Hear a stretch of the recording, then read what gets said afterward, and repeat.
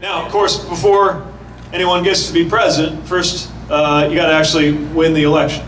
And I know that a lot of voters who come to events like this and see people like me are really asking the question, who's going to be able to win?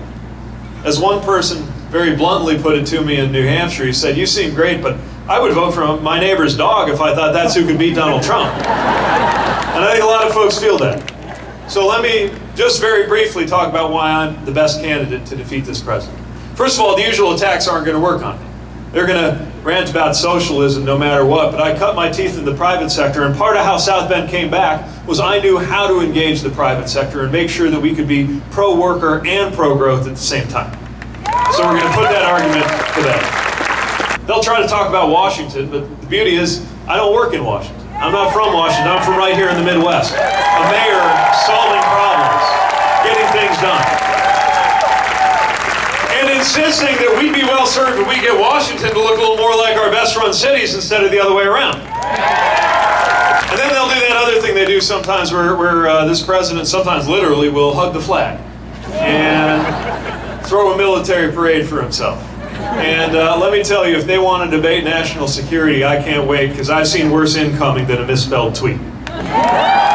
But the other thing we got to do in order to win is we got to deserve to win. And that means no matter how much crazy nonsense is coming out of this White House, as soon as we're done calling it out, as soon as we put it in its place, we've got to get back to talking about what's impacting our lives. Because the more we talk about him, the less we're talking about you. And we've got to deny him the power to change the subject. Governing in accordance with American values like freedom means recognizing that there's more to freedom than cutting a regulation somewhere. Freedom means more than Amazon's freedom to not have to pay any federal taxes on multi-billion-dollar profits. Real freedom means making sure we can live well, the freedom to live a life of our choosing. And sometimes that does mean getting government out of the way.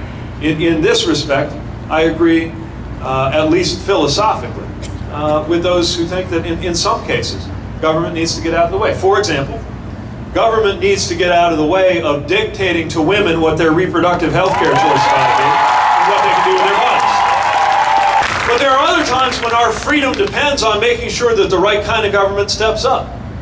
Like seeing to it that we have clean air and clean water instead of rolling back the regulations to keep us safe. Or making sure that every single American has health care because health care is a right.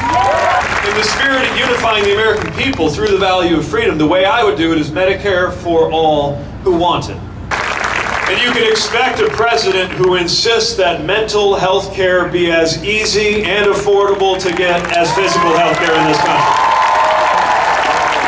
We are breaking the silence about mental health care and addiction when I'm president. What are your plans for gun control from Ms. Cathy? We need universal background checks.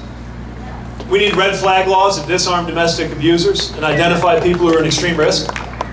We need to actually fund research on gun violence as a public health issue.